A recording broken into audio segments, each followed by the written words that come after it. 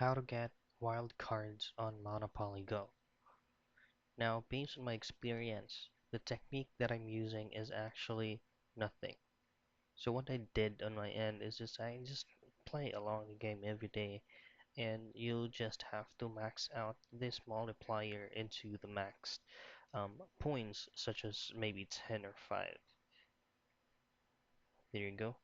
So you just have to play the game along, and you just don't have to forget to um, build or even fix these buildings that you have for you to be able to go to another card, and you will also get a chance, maybe around 50 to 80% on getting wild cards in here.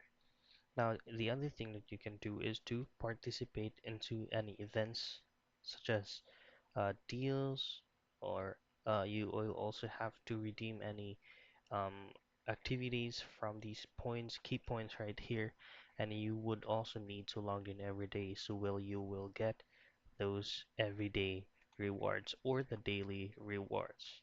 And that's it. That's just a technique on getting wildcards in Monopoly Go by just logging in into the game every day to get rewards, and just have to build or upgrade the things that you have from here.